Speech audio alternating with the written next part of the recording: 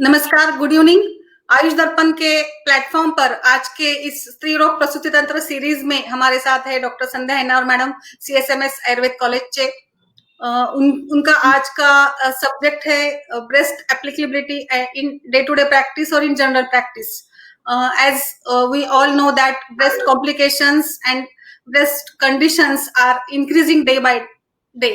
So this topic will be the most important one regarding to this era or regarding nowadays according to our lifestyle and all things. So I welcome Dr.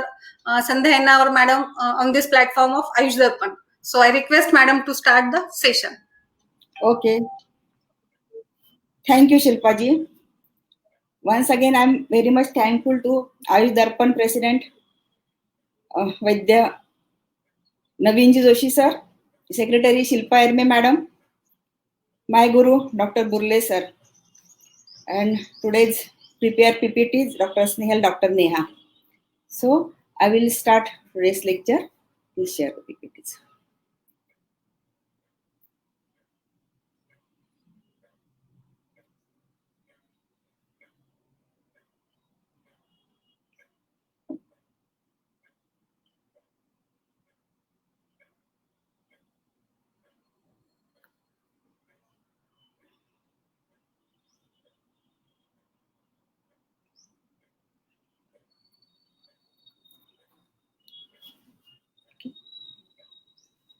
Yes, madam, continue. Can you hear me? Okay. Yes, madam. Okay. So basically Shilpa madam की जो demand थी basically कि madam आप clinical approaches पे जरा बर दे के हमें क्लिनिकल अप्रोचेस देना, अगर केसेस रहा तो मेरे पास बहुत सारे ऐसे केसेस है, जैसे हो सके वैसे मैं डिस्कस करूंगी। आज का जो केस बेसिकली है वो ब्रेस्ट एब्सेस यानी विद्रदी के ऊपर है, लेकिन वो ब्रेस्ट एब्सेस और विद्रदी ये शुरू होने के पहले मैंने कुछ ब्रेस्ट कंडीशन लगा दी है, क्योंकि ऐसे ब्रेस्ट कंडीशन है अगर उसको निग्लेक्ट कर दी जाएगी तो उसका 101% ब्रेस्ट एब्सेस होता ही है। तो मैंने यहाँ पे ब्रेस्ट डिसीज नहीं लिए, क्योंकि ब्रेस्ट डिसीज होता है तो वो शल्य तंत्र के अंतर्गत आता है, वैसे गायनिक के अंतर्गत भी आता है, लेकिन वो बहुत सी चीजें हो जाती है वो शल्य तंत्र के अधिकार के अंतर्गत आती है। लेकिन जो ब्रेस्ट कंडीशन होती है वो प्यूपेरियल पीरियड यानी सूतिका पीरियड में आती है, इसलिए उसमें स्त्री रोग प्रसूति तंत्र का अधिकार अधिक रहता है। इसलिए आज मैं खाली ब्रेस्ट कंडीशन के बारे में और उसमें मेरे जो एक स्पेशल केस है ब्रेस्ट एब्सेस यानी स्तन विद्रदी, उसके बारे में मैं डिस्कस करूंगी।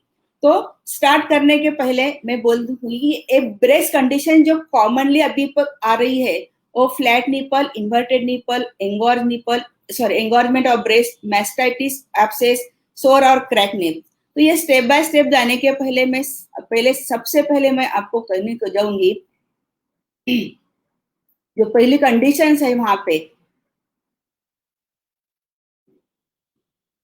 ये है सोर और crack nipple.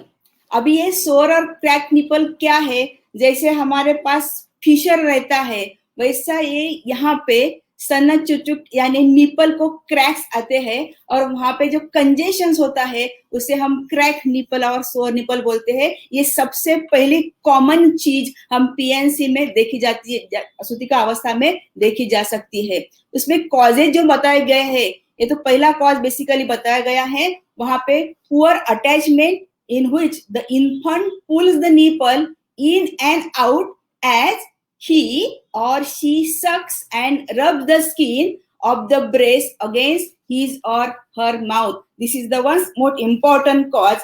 Next important cause, that is the improper positioning of the baby while feeding.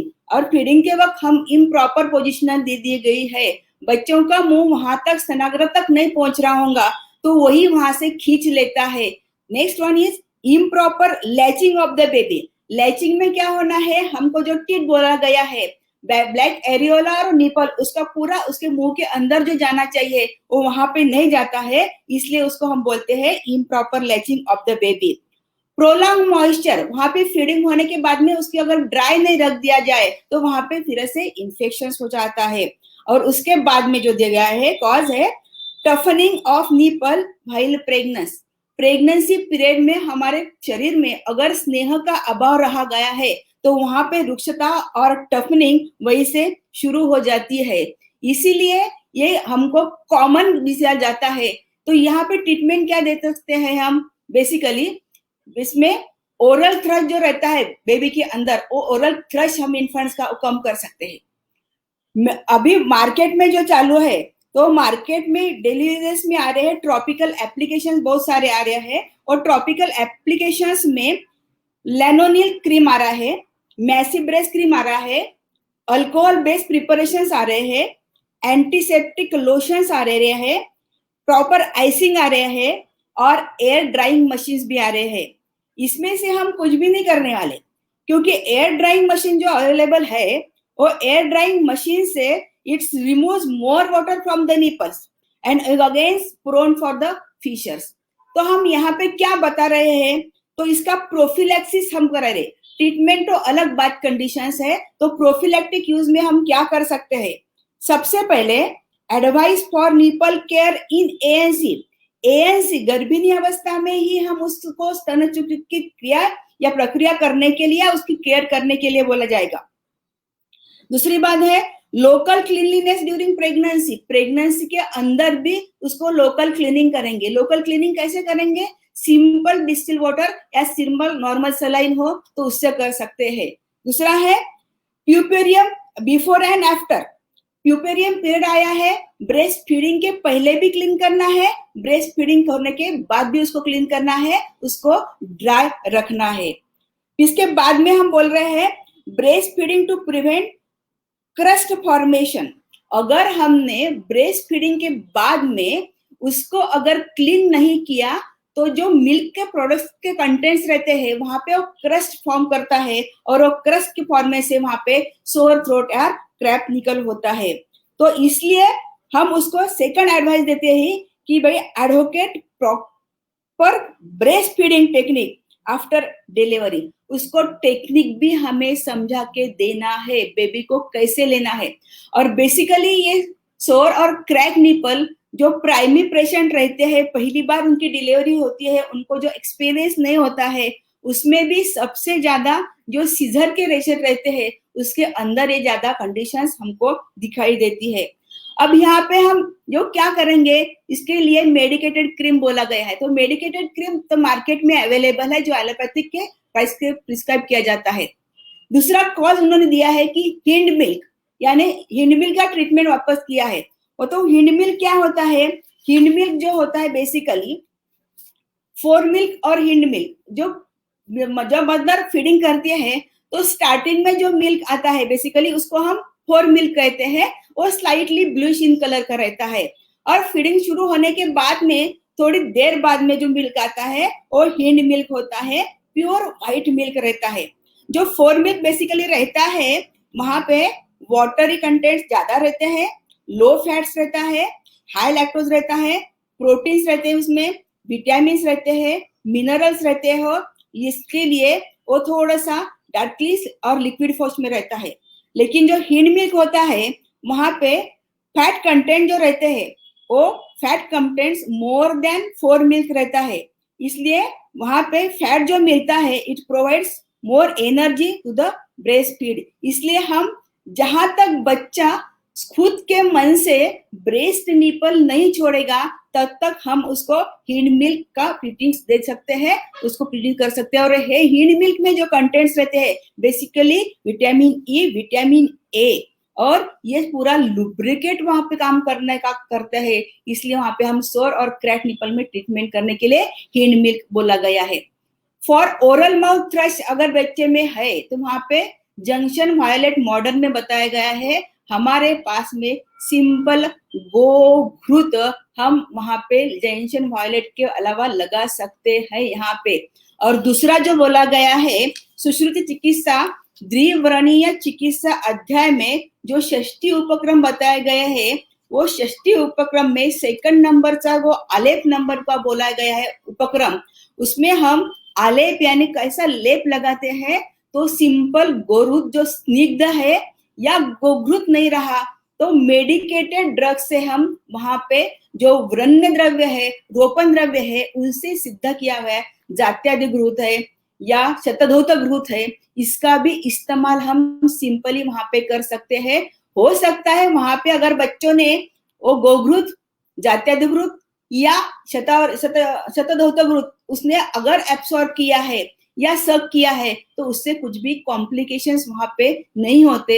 So it is again the more complications occurs. Second one, it is the flat nipple. So what is flat nipple? A nipple that cannot be compressed outward. यहाँ पे दिया गया है, ये normal nipple दिया है, यहाँ पे वो फ्लैट निपल दिया है और यहाँ पे इन्वर्टेड निपल दिया गया है। तो फ्लैट निपल में क्या होता है, तो वहां पे वो कॉम्प्रेस आउटवर्ड पे नहीं आ रहा है, लेकिन इन्वर्टेड निपल से बजाय थोड़ी सी उसकी अच्छी कंडीशन है। सबसे पहले फ्लैट निपल रहा या इन्वर्टेड निपल रहा, उसको सबसे पहले आश्वासन एश्योरेंस देना है। पेशेंट वहां पे बहुत डर जाता है, अभी मैं क्या करूं, क्या हो जाएगा, मेरे बच्चे को मैं स्तनपान दुग्धपान कर सकती हूँ या नहीं हूँ। तो सबसे पहले उसको वहां पे एश्योरेंस देना है, उसको आश्वासन देना है कि ये नॉर्मल कंडीशन है, हम उसको ट्रीट कर सकते हैं।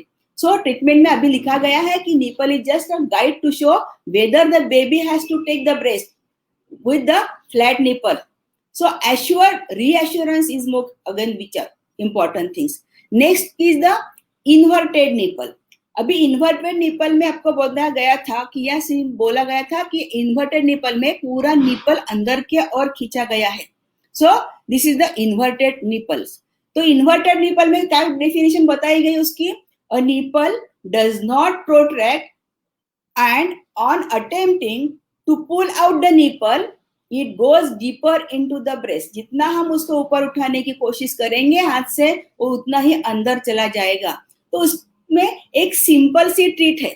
ये सिंपल सी ट्रीट क्या है, हमारे पास में 5 cc या 10 cc रहता है, तो 10 cc मैक्सिमम चलेगा, लेकिन according to the size of nipple. तो बेसिकली मैं जब यूज करती हूँ वहां पे 10 cc के अलावा मैं सिंपल 5 cc सिरिंज लेती हूँ। ये 5 cc सिरिंज जो रहती है, ये 5 cc सिरिंज का जो सामने वाला जो आउटर ट्यूब रहता है, उसका सामने वाला जो पोर्शन रहता है, हम उसको पूरा कट कर देते हैं। अभी कट करने के बाद में जो पिस्टन है हम पूरा निकाल देते हैं। निकालने के बाद में ये जो ट्यूब से आउटर ट्यूब उसका हम उल्टा उसके पिस्टन अंडर प्रेस कर देते हैं। तो ये उसका प्रॉपर एडजस्टमेंट हो गया है। अब हम क्या करते हैं, जो निपल है वहां पे निपल को हम यहाँ पे अटैच कर देते हैं, पूरा एयर टाइट कर देते हैं। हम यहाँ पे एयर टाइट होने के बाद में suppose this is the nipple, तो ये हम यहाँ पे एयर टाइट कर देते हैं। एयर टाइट होने के बाद में खाली पिस्टन को हम सामने खींचते हैं। तो इसमें जो निपल इन्वर्टेड होता है वो पूरा इन्वर्टेड निपल बाहर आ जाता है, और इसमें जो मिल्क रहता है हम इस मिल्क को उस बेबी के लिए यूज करते हैं। इसलिए ये जो सिरिंज हम यूज करते हैं, हम उसको स्टेराइल सिरिंज अगर हम 2-3 बार यूज करें तो ये इन्वर्टेड निपल्स वहां पे पूरा क्लियर हो जाता है। पेशेंट को हम ये इजीली हैंडल करने के लिए बोलते हैं। सबसे पहले तो अगर पेशेंट को डिफिकल्टी हो रही है तो उसके साथ में उसकी जो रिलेटिव रहते हैं, हम उसको ये सिंपल सा टेक्निक सिखा दे सकते हैं।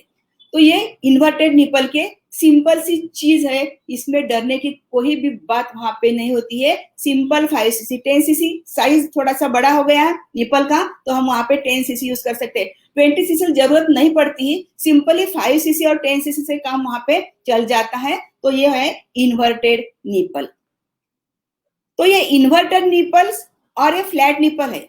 जैसे ये बोला गया है कि क्रैक निकल नहीं होना है, ईएनसी में प्रिवेंटिव करना है, तो एएनसी में वहां पे 8 मंथ या 9 मंथ से ये हम ब्रेस्ट को पूरा मसाज करते हैं, और जो निपल रहता है वो निपल को वहीं से हम ऑयली करते, ऑयलिंग यानी स्नेहता बढ़ाते हैं, और उस स्नेहन के लिए हम बेसिकली वहां पे घृत का ही यूज करते हैं।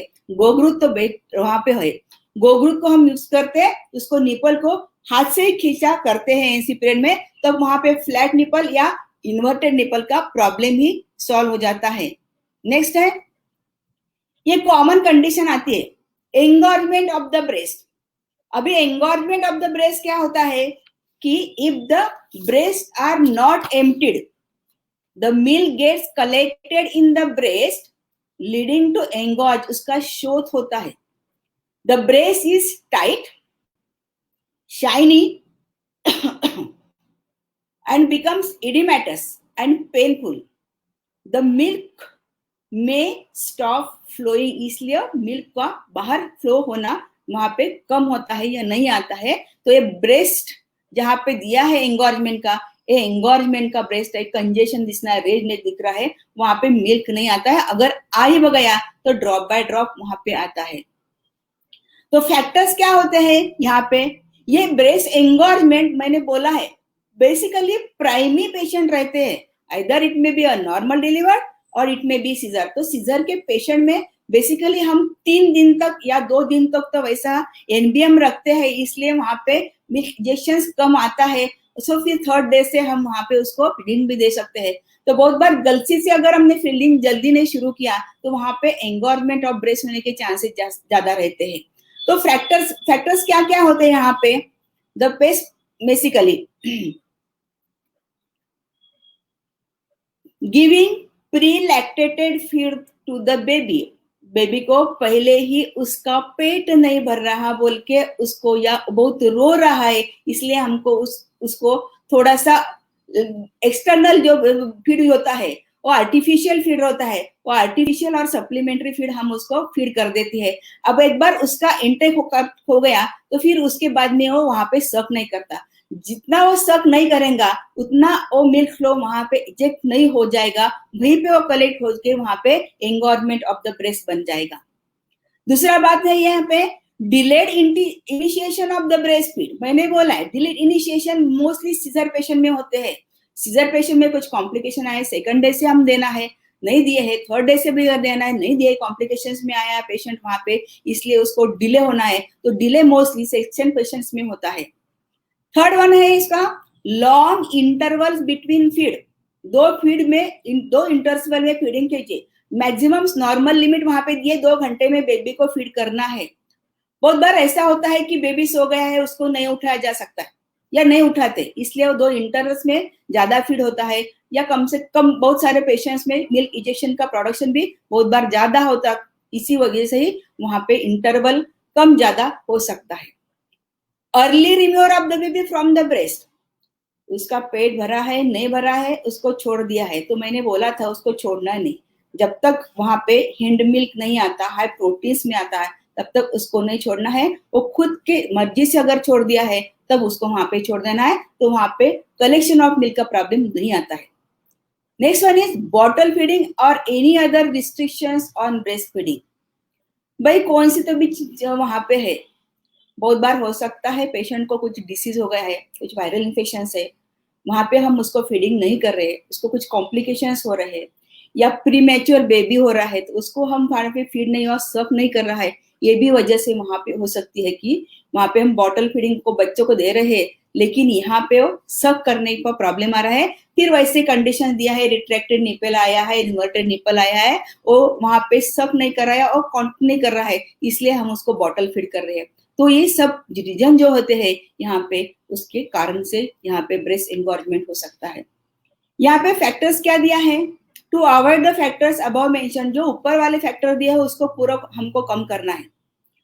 Baby should feed frequently, baby को 2-2 घंटे में उसको अगर सो भी गया है तो उसको उठ के लैक्टेशन या फीड करना ही है। Express milk given to the infant with cup और स्पून, अगर मिल्क वहां पे ज्यादा हो रहा है तो वहां पे पूरा मिल्क ब्रेस्ट पंप से निकाल दी जाए, या फिर सिंपल सिरिंज अभी मैंने बोला है वो टेक्निक से निकाला दी जाएगा और कप और स्पून से उसको भी फीडिंग किया जा सकता है। अगर उसको सकिंग सैलोइंग रिफ्लेक्स में कमी है तो उसमें वैसा भी एक्सप्रेस मिल्क हम निकाल के दे सकते हैं।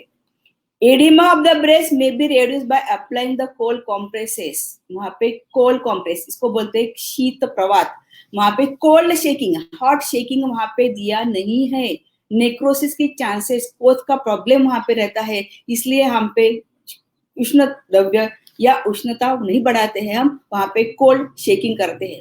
तो कोल्ड शेकिंग के एक सिंपल मेथड है, सिंपल एक गॉस पीस रहता है, एक सिंपल स्क्वायर में गॉस पीस लेने का, जो क्यूब्स रहते हैं आइस क्यूब उसमें डाल देने का, और डालने के बाद में फ्रॉम अपर टू लोअर और near to the direction of the nipples, nipple की डायरेक्शन से पूरे बाजू को हम लाइटली खींचना है, जहां से वहां पे इडिमा जो रहता है वो इडिमा कम होता है और वहां से लैक्टेशन फिर से फ्री हो जाता है। यह वहां पे ट्रीटमेंट दिया है। नेक्स्ट है, बहुत बार वहां पे हम पेशेंट के लिए फीडिंग ब्रा का अगर हमने यहाँ पे एडवाइस किया है, तो फीडिंग ब्रा से एंगोरमेंट ऑफ ब्रेस्ट बहुत में कम में लक्षण आते हैं। अब ये एंगोरमेंट ऑफ द ब्रेस्ट एक कंडीशंस, और नेक्स्ट कंडीशन जो दिए है वो मैस्टाइटिस। अब दोनों में देखिए, यहाँ पे भी हमने जो देखा है, यहाँ पे भी इन्फ्लामेशन है, पेन है, रेडनेस है। मैस्टाइटिस जो है वहां पे भी डेफिनेशन देने के टाइम पे बोला गया है, it is the inflammation of the breast, again वहां पे becomes red hot tender and Solan.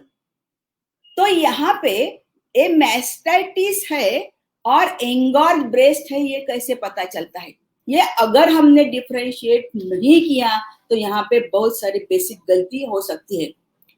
बहुत बार एंगोर्जमेंट ऑफ ब्रेस्ट को इन्फ्लामेशन बोलने के बाद में वहां पे basically anti inflammatory drugs use किया जाता है। एंटी इन्फ्लामेटरी ड्रग से थोड़ा सा इन्फ्लामेशन शोथ कम हो जाता है, लेकिन जो पूरा का पूरा ब्रेस्ट कहाँ से बना है, यहाँ पे हम जो मैस्टाइटिस बोलते हैं सिंपली, वो मैस्टाइटिस बेसिकली गायनिक रिलेटेड में आता है।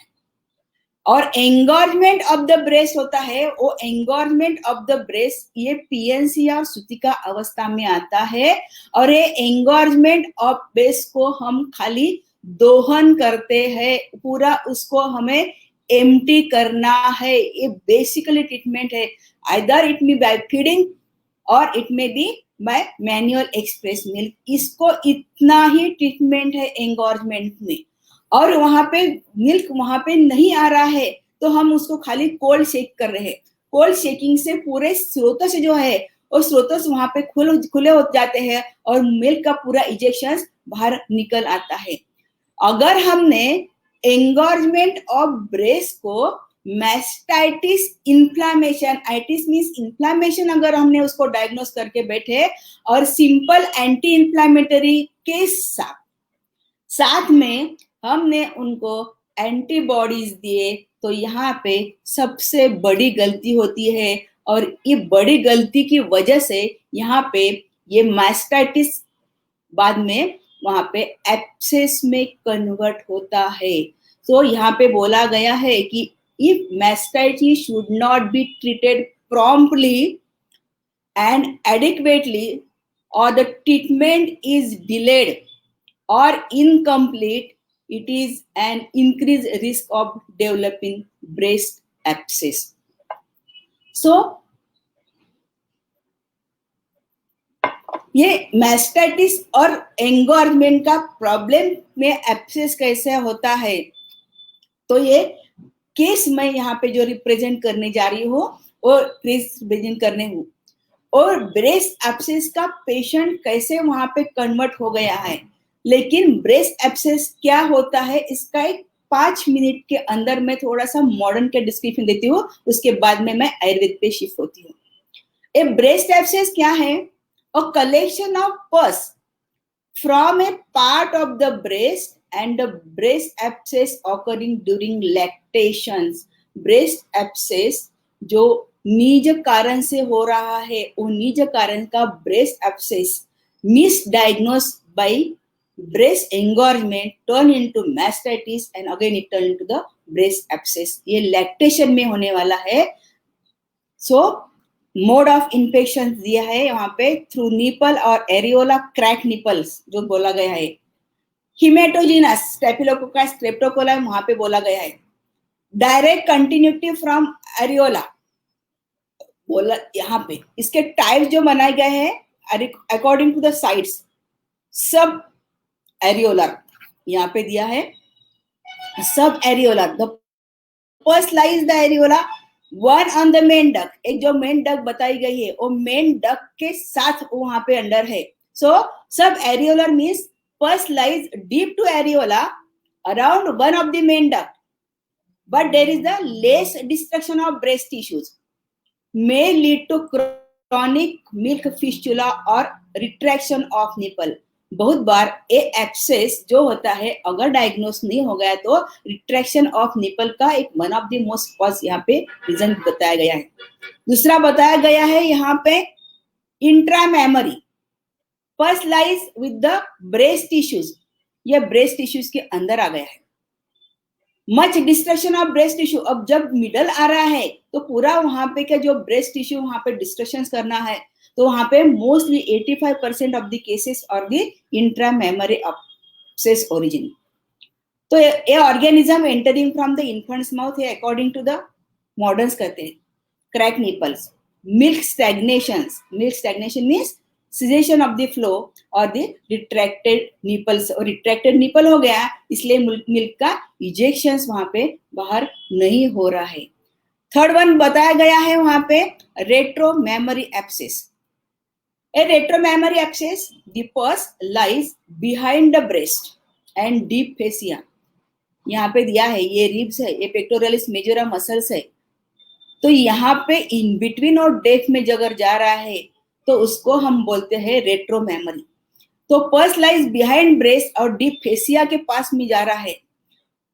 Whole breast push forward and seems to float over the bag of fluids, यहाँ पे पूरी ब्रेस्ट बैग की तरह फॉरवर्ड हो रही है। यहाँ पे ये रेट्रो मेमोरी का इसलिए है। अब ये एब्सेस जो होते हैं तो वहां पे स्टेजेस ऑफ सेलुलाइटिस और mastitis, inflammation, redness, swollen, painful, उसमें ट्रीटमेंट दी गई एंटीबायोटिक्स। अब एब्सेस में क्या हो रहा है, localize inflammation but neurotoxins of staphylococci destroy many units of breast covering the centre into pus, that is the slough, necrose tissues separate from living structures. ये इसका यहाँ पे वर्णन किया है। एक क्रोनिक का हो गया है।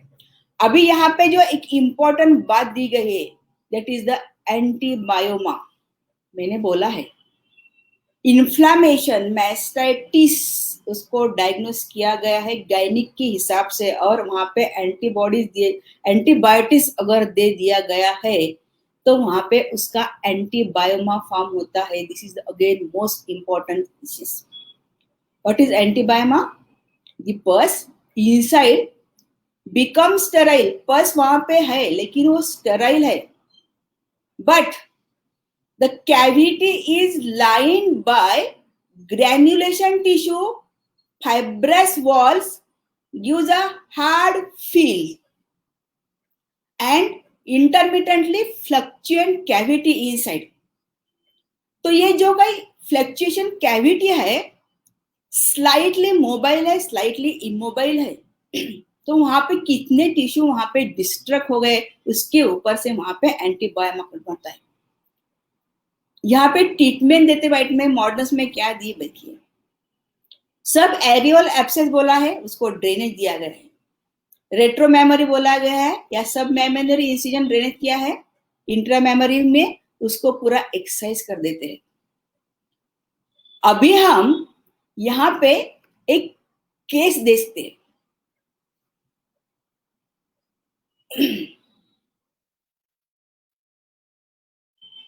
So now I am coming my presenting case. This is the breast abscess, actually Stanavidradi. It is published in the International Journal WJPR, Volume 7, Issue 4 in June 2018. The patient was second para with 1 1/4 सुतिका। एक second para है जो हमें delivery हमारे पास हो गई थी, उसके with एपिसोडोमी हो गई थी 16/8 को। उसको डिस्चार्ज दिया गया था 23 अगस्त 2016 में। वो डिस्चार्ज देने के बाद में she went her native place, वो अपने मैके चली गई है। मैके चले गए जाने के बाद में 3 वीक्स में उसको लेफ्ट ब्रेस्ट में एक लम्प फील हो गया और वहां पे धीरे धीरे कंजेशन हो रहेगा और वो मास्टाइटिस में टर्न हो गया। अब वो मास्टाइटिस में टर्न होने के बाद में उसका थोड़ा सा मैका लंबा दूरी पर था, इसलिए उन्हें वहां पे प्राइवेट डॉक्टर हॉस्पिटल में एक एमडी गायनोकोलॉजिस्ट या एमएस सर्जन को कुछ थी, वहां पे उसने ट्रीटमेंट लिया, उनको बता दिया। मैंने वही बोला, वहां पे एक गलती क्या होती है, ब्रेस्ट एंगॉर्जमेंट और मास्टाइटिस में अगर डिफरेंस नहीं हो गया है और वो एंटी इंफ्लेमेटरी ड्रग्स और एंटीबायोटिक ड्रग्स से अगर ट्रीट हो गया है तो उसका 101% एंटीबायोमा वहां पे होता ही है। When complaint exaggerated, she was advised for mastectomy. अब एक बार एंटीबायोमा फॉर्म हो गया तो वहां पे उनके पास दूसरी ट्रीटमेंट नहीं है, वहां पे वो पार्शियल मैस्टेक्टोमी और हो सकता है इंट्रामिस में आ गया तो पूरी मैस्टेक्टोमी, कंप्लीट मैस्टेक्टोमी भी वहां पे एडवाइस होती है। So she afraid. She again visited on 24th September in our hospital. I observed her feeling lump in the left breast, partial mobile. मैंने क्या बोला देखिए, वो partial mobile था, partial immobile था. Increase local temperature, congestion, formation of एंटीबायोमा वो लेके ही आई थी और इस एंटीबायोमा को हमने हमारी तरफ से diagnose by an Ayurvedic approach as अपक्व व्रणशोथ। तो अभी अपक्व व्रणशोथ जो है, इस अपक्व व्रणशोथ को हमको पक्व व्रणशोथ में कम करना है और पक्व व्रणशोथ में उसके बाद में हमको उस अवस्था में करना है। तो उसकी स्टेप बाय स्टेप हमने क्या कर दिया गया है। तो इसलिए अकॉर्डिंग टू सुश्रुताचार्य, तो ब्रेस्ट एब्सेस और द स्तन अपक्व स्तन विद्रदी और अपक्व स्तन शोथ डायग्नोस होने के बाद में उसके सुश्रुत चिकित्सा स्थान द्वितीय अध्याय जो द्विव्रणीय चिकित्सा अध्याय है, वहां पे जो 60 उपक्रम यानी 60 मेजर्स दिए है, उसमें से हम कुछ मेजर्स यहाँ पे हमने अडॉप्ट किए हैं और पेशेंट्स का लाइन ऑफ ट्रीटमेंट दिया है। अब ये ब्रेस्ट एब्सेस हमने मॉडर्न के हिसाब से दे दिया है।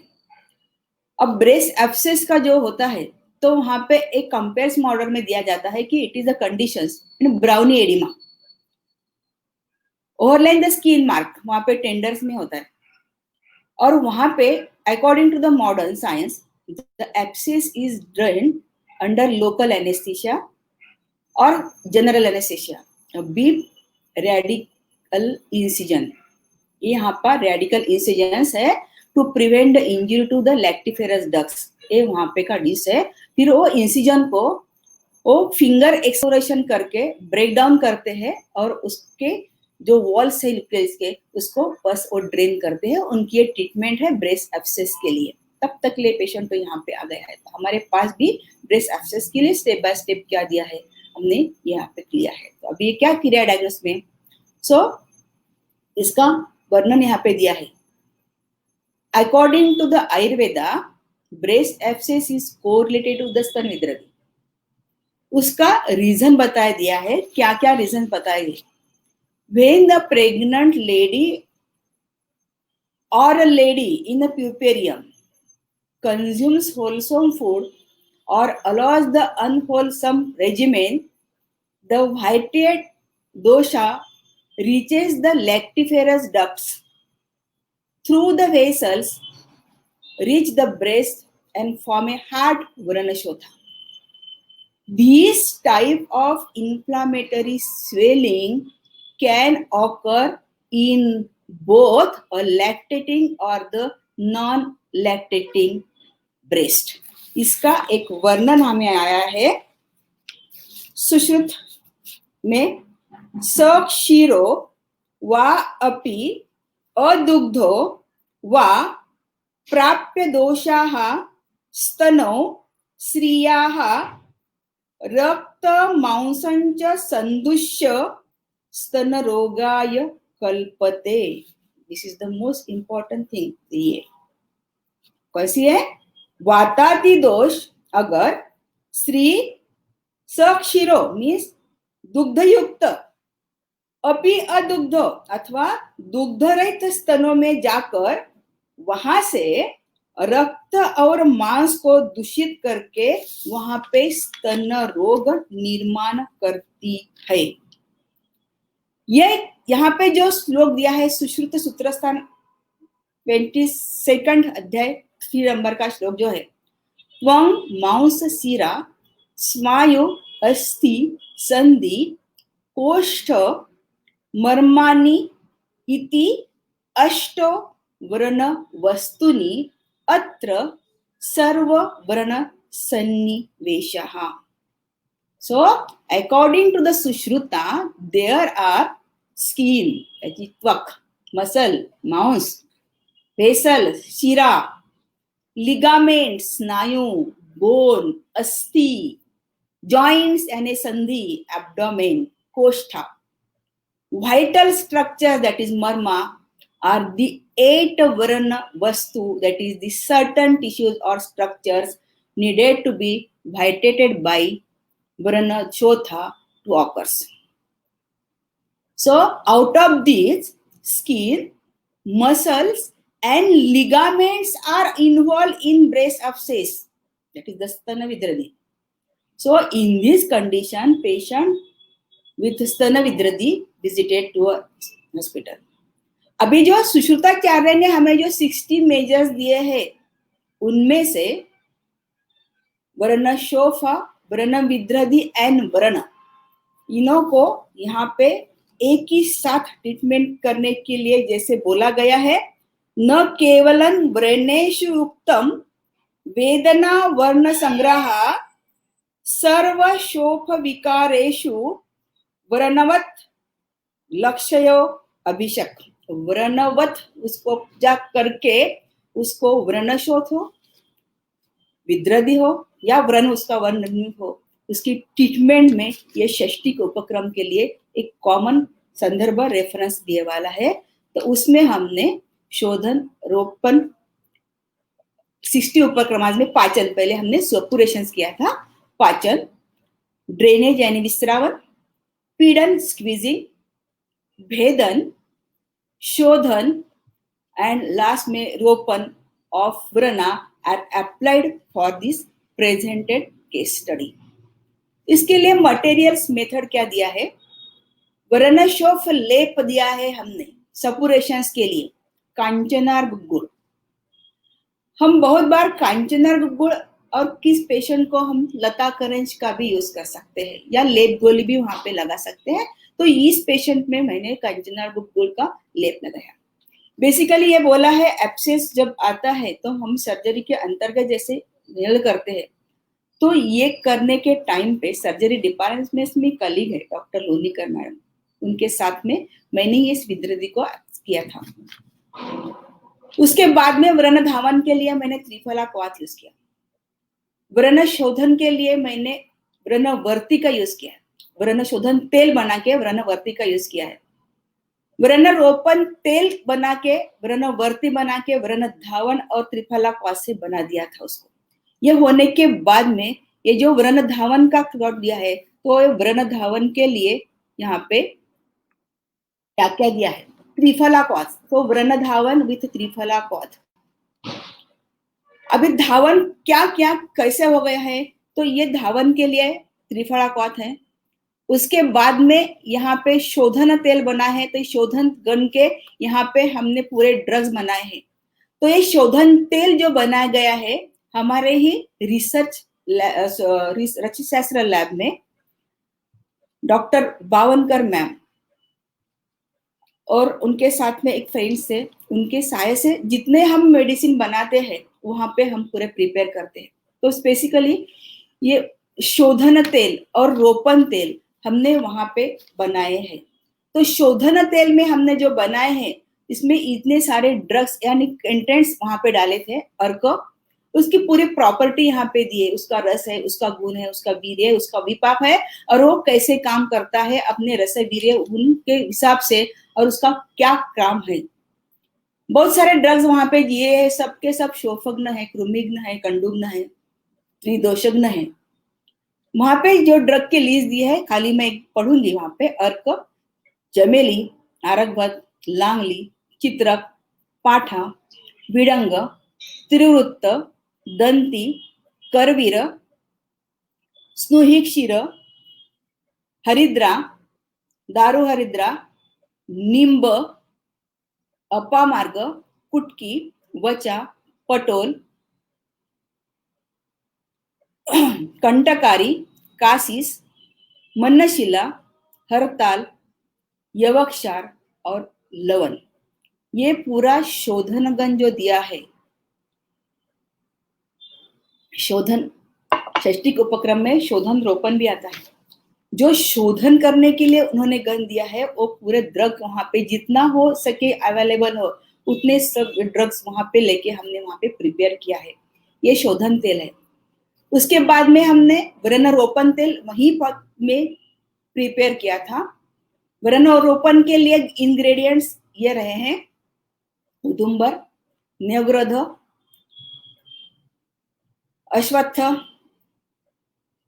श्वेतदुर्वा, गुडुची, अश्वगंधा, लज्जाळू, देवदारू, चंदन, कृष्णपर्णी, कपिकच्छु, मालती, तगर, प्रियंगू, धव, दारू हरिद्रा, राल और ये जो दिया है यहाँ पे, ये सबके सब कषाय रसात्मक द्रव्य दिए रोपण के लिए। अब इसका डिस्कशन हमने कैसे किया है और क्या क्या वहां पे अडॉप्ट किया है, ये देखिए। ये डिस्कशन में मैं आपको पूरा क्लियर वहां पे देती हूँ। जब डायग्नोस किया है वो व्रणशोथ बोल के आया था। सो व्रणशोथ that is the indicate the inflammatory stage which leads to the causation of localized collection of pus abscess which once purgated or improperly treated cause ulcer. सो ये उसकी 3 स्टेज में बोला गया है। व्रणशोथावस्था जो हम अमावस्था बोलते हैं, stage of minor tissue damage, वहां पे वात का आधिक्य है। व्रण दूसरी बात दिया है व्रणावस्था, पच्चमानावस्था दिए है, स्टेज ऑफ एक्यूट इन्फ्लेमेटरी। और तीसरी दिया है व्रणोषध की पक्वावस्था, स्टेज ऑफ पस फॉर्मेशंस। तो हम ये क्यों मानते हैं कि यहाँ पे त्रिदोष कैसे एक्ट करते हैं व्रणशोथ का, उसके लिए यहाँ पे सुश्रुत सूत्र स्थान ये श्लोक बहुत इंपॉर्टेंट है। वाताद्रुते नास्ति रुजा, वात के सिवा वहां पे रुजा नहीं, दर्द नहीं। न पाकहा पित्ताद्रुते, पित्त के सिवा वहां पे पाक नहीं। नास्ति कफाच पुया, कफ के बिना वहां पे पुय निर्मिति नहीं है। तस्मात् समस्तान परिपाक काले पचन्ति शोभाः त्रय एव दोषाः। यहाँ पे वर्णन किया है। इन व्रणशोथा pain is cause because of vitiated vata, burning sensation and suppuration is cause by vitiated pitta, swelling and discharge pus is caused by vitiated kapha, and the area appears red because of involvement of vitiated रक्त। सुश्रुत ने दोष जो 3 के अलावा चौथा दोष वहां पे बताया, और रक्तो दोष। तो वहां पे vitiated रक्त along with vitiated dosha play an important role for ensuring the paak of Vranashotha. When the patient was exactly visited to our hospital, she was in apakva vranashothavastha, in the lab brace. So, to adopt pakva vranashothavastha, bahya chikitsa, that is the lap of Kanchanar Gul was applied on lab brace.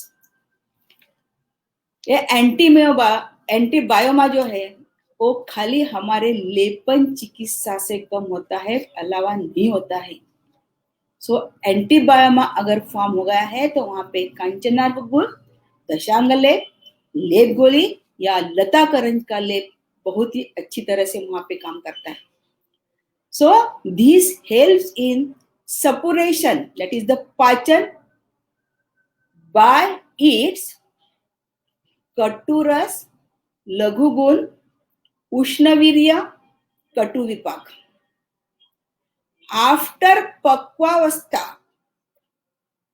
It bursts naturally, उसको हमें छेदन या भेदन करने का काम ही नहीं गिरा वहां पे. और घर में जाने के बाद में आराम से पेशेंट आके घर में जाके हमने उसको बोला ये लेप लगाने का 2-3 दिन, अगर 2-3 दिन में वहां पे हो गया तो आप वहीं से आ जाना. तीसरे दिन लोग लग जाने के बाद में पेशेंट का वो विद्रदी है घर में ही उसका पूरा बस्ट हो गया. और जो बस्ट हो गया है तो बस पूरा वहां पे उसके रूम में इतना सारा फैल गया था कि उसको उसने स्मेलिंग आई थी, उसकी वजह से उसको इतने वोमिटिंग हो गई. वहां से उसने फोन किया, मैडम अभी तो रात हो गई है, मैं क्या करूं, अभी वो बस हो गया, चले आ जाओ. वो चली आई.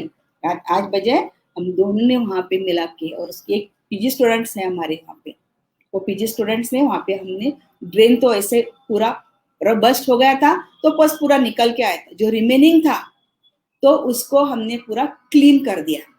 So now the abscess is turn into दुष्ट व्रणा. अब वहां से पहले क्या था, व्रणशोथ था, उसकी पक्वावस्था आके व्रणपाक हो गया, उसका विद्रदी बन गया.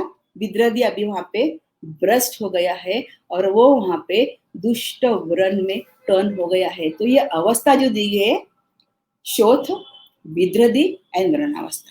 अगेन वहां पे हमने 60 उपक्रमास वहां पे दिए. दुष्ट व्रणा के लक्षण वहां पे बताए गए हैं. तत्र अति संवृत्तो, अति विवृत्तो, अति कठिनो, अति मृदु, उत्सन्नो वसिद्धः. कृष्ण रक्तपित्त शुक्लादीनां वर्णान्याम अतिवर्णो भैरवः.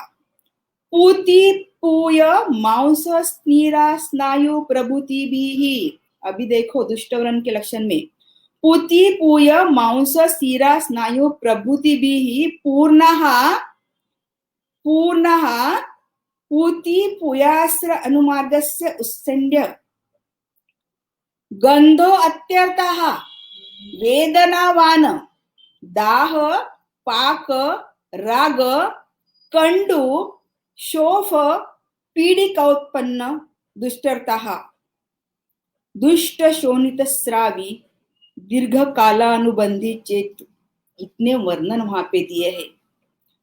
माधव निदान में उसका वर्णन दिया है. पूति ही पुयादि दुष्ट आसुक श्रावम उत्संगी चीर स्थिति ही.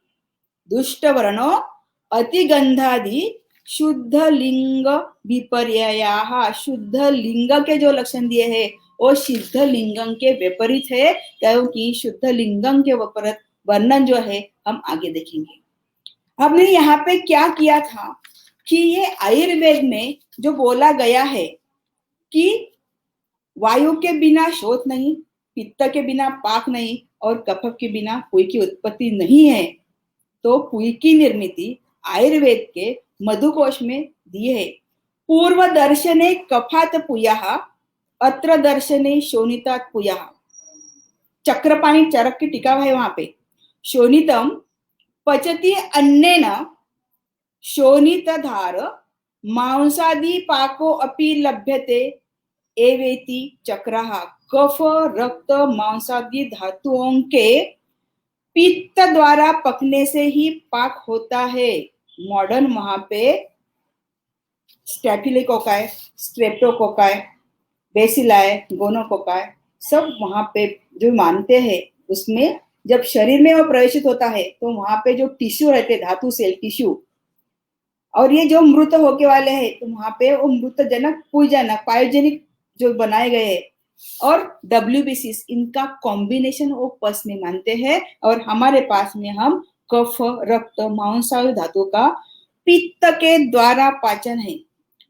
एक श्लोक जो बोला गया है अभी, ये सुश्रुत सूत्र स्थान का, उसका ही कंटिन्यूएशन श्लोक बहुत इंपॉर्टेंट है. कालांतरेण अथवा अपितु पित्वं कृत्वात्वशे बाथ कपो प्रसह्याः. कालांतर के बड़े पित्त स्वबल से अपने वायु और कफ को वश में करता है. कालांतर एव अभ्युति पित्तं कृत्वा वशे वातकफो प्रसह्यः पचत्यतः शोणितम् एव पाको मतो परेशान विदुषी।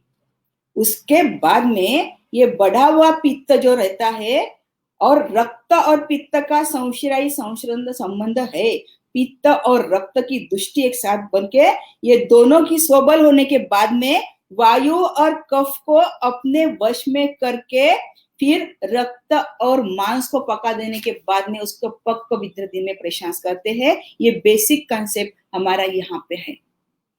अब हमने बोला है कि सुश्रुत सूत्रस्थान अध्याय 1 श्लोक नंबर 9 में दिया गया है, जो षष्ठी उपक्रम दिए हैं वहां से दिया है, तेषु कषायो वर्ती ही कल्कः सर्पी तैलः रसक्रिया अवचूर्णनम इति शोधन रोपणानि। शोधन और रोपण के लिए वहां पे तेल जो बताया गया है, सो अमॉन्ग दोज कषाय शोधन तेल, क्लीनिंग रोपण तेल, that is healing karmas was further line of treatment. वहां पे और दिया गया है, शोधन रोपणश्च एव विधिः योज्यं प्रकृतितः सर्व वर्णानां सामान्येन उक्त दोष विशेषतः वहां पे बोला गया है। अभी हमने यहाँ पे धावन दिया है, वर्ण शोधानाम, अभी उसका विश्रावण करने है, धावन करना है। So in this case we treat the dushtavarana and dhavan is done by Triphala Koth. So due to the Triphala Koth, all debris or dushta clade, that is हम बोलते clade, pus, पुई, wash out and disinfections of wound was done. Triphala Koth से हमने पूरा धावन कर दिया। So वर्ण शोधना नाम पुयादि दुष्ट द्रव्य विश्रावनम, व्रत शोधन के लिए हमने वर्ती बनाई है। व्रत शोधन तेल हमने इंग्रेडिएंट्स आपको बताए थे, उसकी वर्ती बताई। वर्ती यानी सिंपल एक जो गॉस पीस रहता है उसकी हमने एक बड़ी सी वर्ती बनाई है, और वर्ती बनाने के बाद में हमने उसको बताया। अब ये वर्ती कैसे बताइए, तो ये देखिए, ये सबसे पहले जो आया था ये अपक्वावस्था में आया था, उसके बाद में वो बस्ट हो गया ड्यूरिंग ट्रीटमेंट में, ये बस हो गए, वहां पे होला गया, जितना डेफ था उसके अंदर पूरा हमने वर्ती लगा दिया है।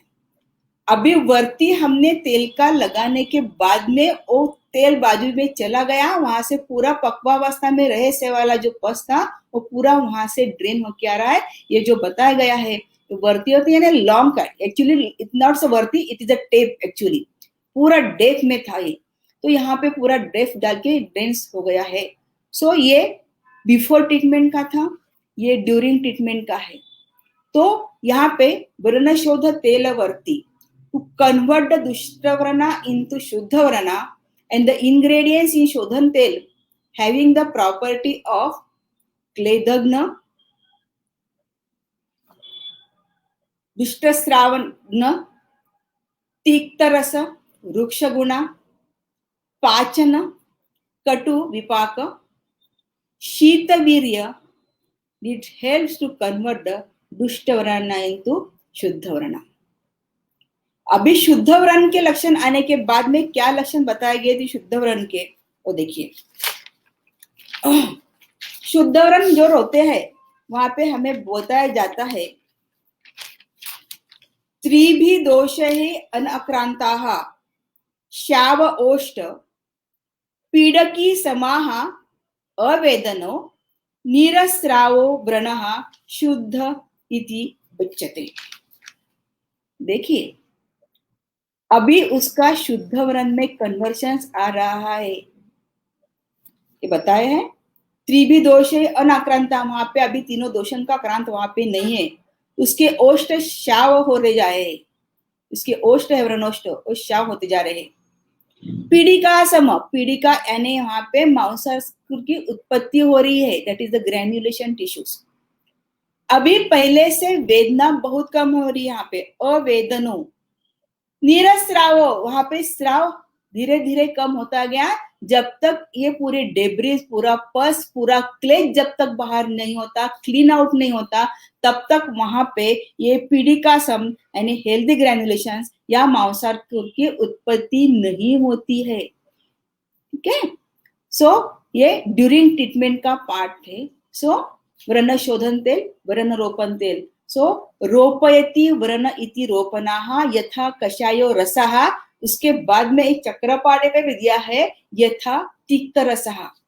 हमने यहाँ पे कषाय रस से सिद्ध जो इंग्रेडिएंट बता है, उस इंग्रेडिएंट्स में बता है दिस इंग्रेडिएंट इन द रोपण तेल हैविंग प्रॉपर्टी ऑफ संग्राही, संधानीय, शोथग्न, कफपित्तघ्न, क्लेदघ्न, कृमिघ्न and help to absorb the secretion from the wound, stimulate nutrition of dhatu, helps in apposition of the skin flaps, formation of healthy granule tissues, and wound healing takes place.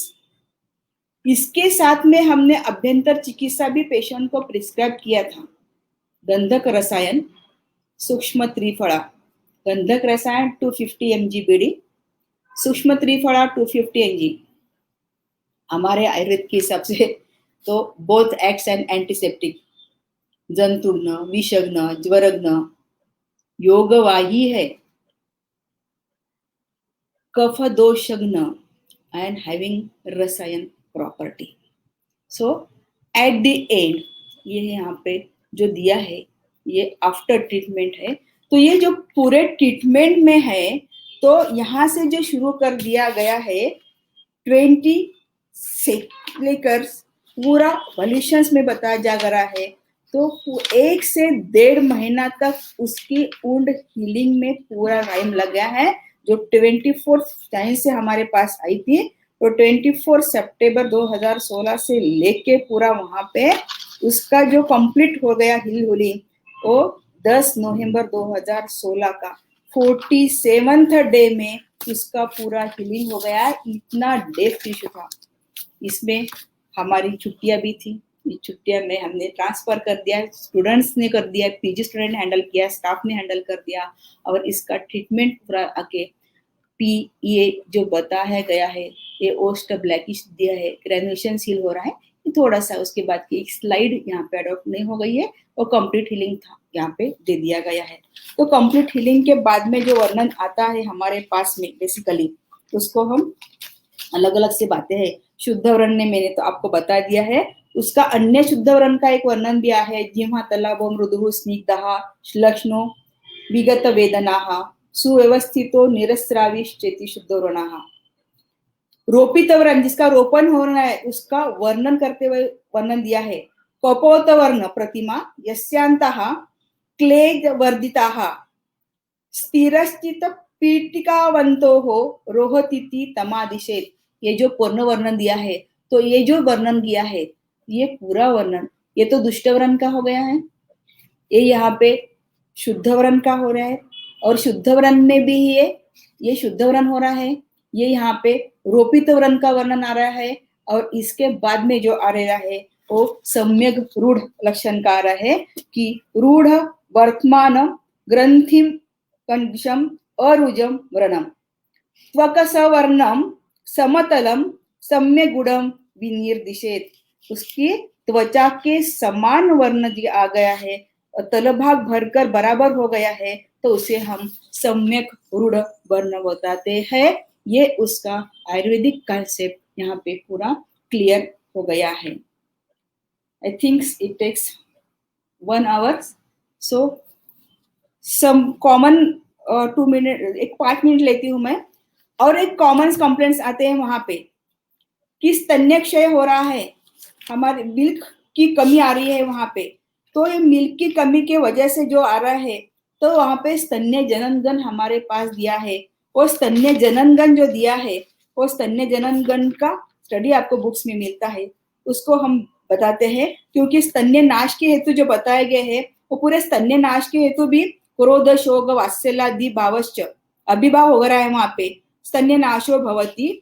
अगर रुक्षान्न पान कर्षण क्रोध शोक कामादि भी स्तन्य नाशाः, तो ये स्तन्य नाश आ रहे हैं। और उसमें लक्षण में बताया गया था कि स्तन्य क्षय, स्तनयोर म्लानता, स्तन में ढीलापन आ रहा है, स्तन्य असंभव, स्तन्य में स्तन्य की निर्मिति कम हो रही है, अल्पता हो रही है। तो चिकित्सा में वर्णन करते टाइम पे आयुर्वेद में बोला गया है, सुश्रुत सूत्रस्थान अध्याय 15 श्लोक नंबर 12 में, तत्र श्लेष्म वर्धन द्रव्योपयोगाः, वहां पे श्लेष्म वर्धन द्रव्य जो दिए गए हैं, तो जिसमें श्लेष्म वर्धक द्रव्य है सामान्य सर्वेशम, और बेसिकली वहां पे स्तन्य जनन गण जो दिया है चरक सूत्र स्थान में, वीरन शाली षष्टिक इक्षुक वालिका दर्भ कुश काश गुंद्र इत्कट तृणमूलानी दशमानानी स्तन जनानी भवती। ये गण के द्रव्य हमारे पास नहीं मिल गए तो हम घर में ही आहारी है, आहारी की खीर बना सकते हैं हम, शतपुष्पा है उसका हम यूज कर सकते हैं,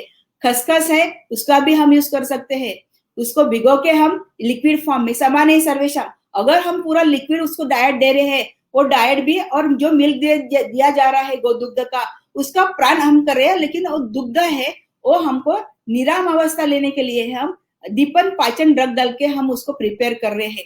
ऐसा स्तन वृद्धि के बारे में आया है, ये स्तन की प्रॉब्लम आती है, स्तन ज्यादा बढ़ता है, स्तनयोः पीनत्वं मुहुर्मुहुः प्रवृत्ति दोश्च, स्तन में वृद्धि हो रही है तो ही वहां पे उसका भारीपन आता है और बार बार स्तन्य की प्रवृत्ति होता है, स्तन में प्रभाव आता है। बहुत बार स्तन्य वृद्धि भी हमको ब्रेस्ट एनवायरमेंट में कन्वर्ट करने के लिए काम आती है। तो ये हमको यहाँ पे ब्रेस्ट एनवायरमेंट पे जैसा उसको हम दोहन करना बेसिकली एक काम है। और जहाँ पे स्तन वृद्धि है वहां पे हम वमन साध्य बताया है, काश्यप संहिता में वमन साध्य बताया है वहां पे। और स्तन दृष्टि भी आता है कि ये स्तन दृष्टि कैसी होती है कि दूध पीने के बाद में वोमिटिंग कर रहा है, ऐसी पेशेंट की बहुत सारे कंप्लेंट वहां पे रहती है। तो उसके लिए हमारे पास एक वारितर परीक्षा साहित्य में बताई गई है। वारितर परीक्षा में क्या होता है, वहां पे हम शुद्ध स्तन्य के लक्षण और दुष्ट स्तन्य के लक्षण डिफरेंट करते हैं। वारितर परीक्षा में अगर हमको शुद्ध स्तन देखना है या शुद्ध नहीं है, इसका डिफरेंशिएशन वारितर परीक्षा में क्या करते हैं, अगर वो शुद्ध रहा तो उसका परीक्षण में कैसे देते हैं, यद क्षीरम उदके क्षिप्तम एकी भवति पांडुरम मधुरम च अविवर्णम च प्रसन्नम तद्विद निर्दिशेत। अगर पानी में डालने से वह दूध पानी के रूप का होकर उसमें मिल जाता है एवं वर्ण में श्वेत, स्वाद में मधुर, विकृत वर्ण रहित हो तो उसे हम प्रसन्न यानी शुद्ध स्तन्य कहते हैं। यही अगर दुष्ट रहा तो उसका भी वर्णन वहां पे दिया है, तत् कषायम भवेत वातात क्षिप्तम च प्लवेत अंभसी। अगर वात दोष से दुष्ट स्तन्य है तो उसका रस कषाय रसात्मक है और वो पानी में ऊपर तैरता है, प्लवते अंभसी, अंब मैंने पानी में वो ऊपर तैरता है।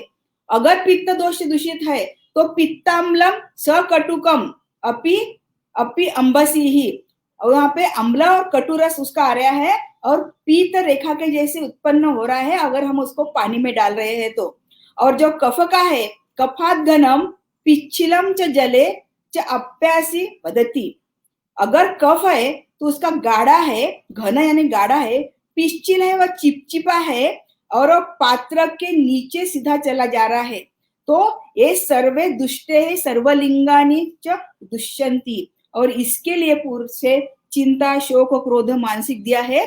क्यों, ये दुष्ट स्तन्य भी है तो रसात स्तन्यम तथा आर्तवम च, क्योंकि स्तन्य हमारे रस का उपधातु माना गया है। अगर निराम अवस्था हमारे पास रही तो ही हमारे को निराम स्तन्य की निर्मिति मिलेगी, अन्यथा निराम स्तन्य की निर्मिति नहीं मिलेगी। और ये निराम स्तन्य हमें वहां पे फिर से ये ब्रेस्ट डिसीज दुष्ट स्तन्य की लक्षण देते हैं। और दुष्ट करने स्तन्य कम करने के लिए वहां पे हमारे पास स्तन शोधन गण का वर्णन किया है। तो आज के लेक्चर में हो सकता है कि प्रैक्टिकल अप्रोचेबल जो है सूतिका अवस्था या प्यूपेबल अवस्था में जो हम फेस टू फेस कर रहे हैं डेली फेस में, उसका वर्णन शायद मैंने मेरे काबिलियत के हिसाब से अभी दे दिया है। Thank you for listening.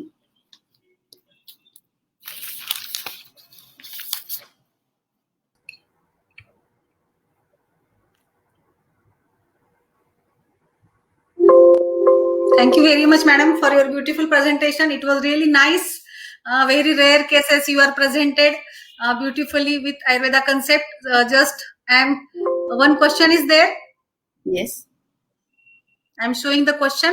कांचनार guggul को लेप किस स्टेज में लगाना है?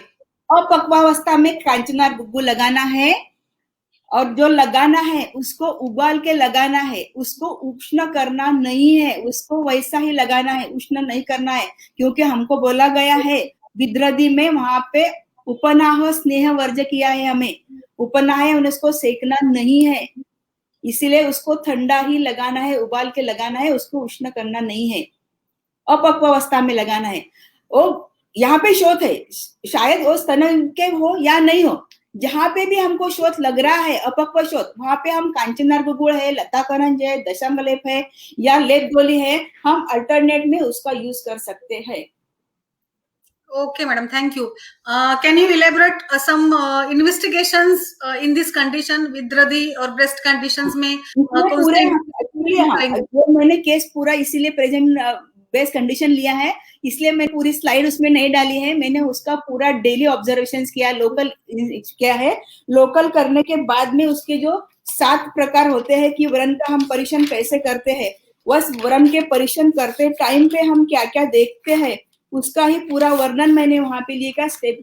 Actually this case is actually ये WJPR में जिस हो गया है वहां पे, तो हम जब व्रण का परीक्षण करते हैं तो फिर वन का तल यानी बेस देखते हैं, उसका पृष्ठभाग यानी सरफेस देखते हैं, उसका स्राव डिस्चार्ज कैसे होता है, व्रण नष्ट यानी उसके एजेस कैसे है, व्रणांत उसके मार्जिन कैसे रहते हैं, व्रण धातु तथा व्रणस्थान वहां पे क्या क्या है, इन 7 चीजों का निरीक्षण हम करते हैं। वही हिसाब से मैंने निरीक्षण करके उसमें क्या क्या चेंजेस किया है, उसकी लेंथ, उसकी डेप्थ, उसके एजेस, उसके कलर, उसका पूरा ऑब्जर्वेशन पूरे 1 से 1.5 महीने यानी 47th डे तक उसका डेली ऑब्जर्वेशन आए। वो स्लाइड वहां पे बहुत बढ़ रही थी, इसलिए मैंने उसको यहाँ पे प्रेजेंट नहीं किया है, लेकिन ये पेपर मेरा यहाँ पे केस हो गया है, तो हम वहां पे जा सकते हैं, उसका मैंने एड्रेस दे दिया है आपको, जिसको अगर देखना है डेली हम क्या क्या ऑब्जर्व करते हैं, उसमें पूरे हमने देखा है, VDRL किया है, HIV किया है, HbS-VB किया है, रैंडम शुगर भी किया है, और ये भी किया है कि हम वहां पे अगर बच्चों को स्तनपान देना है उस साइड से, अगर नहीं देना है तो वहां पे इन्फेक्शन है कि नहीं, तो इसलिए हम उसका सैंपल निकाल के पैथोलॉजी में भेजा था। पैथोलॉजी का मेरा स्टाफ है, डॉक्टर आमले मॅडम, तू ओळखत असेल मॅडमला, Deshmukh sir, Dharmadhikari sir, Madhavi madam, ह्या सगळ्या आम्हाला, ते प्रत्येक वेळी माझे कुठले पेशंट असेल तर त्या ठिकाणी आम्ही रेफर करतो पॅथॉलॉजी, त्यांची आम्हाला खूप मदत होते।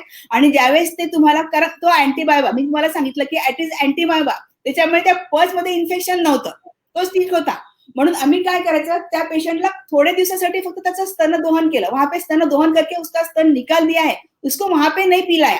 जब हमको पता चला कि वहां पे इन्फेक्शन नहीं है, फिर उसको हमने एक्सट्रैक्शन किया था, और एक्सट्रैक्शन हमने ब्रेस्ट पंप से नहीं किया, मैंने उसको खाली 5 cc सिरिंज से ही किया है। Very nice madam, very nice, very great, really proud of you. So very beautifully presented Ayurveda concept with this breast conditions, which is the need of the day. Thank you very much. Dr. Naveen Joshi sir is busy in some work, and he has conveyed thanks to you. So thank you very much, madam. Thank you. Okay, thank you Shilpa for giving again the second time chance to present me. Okay.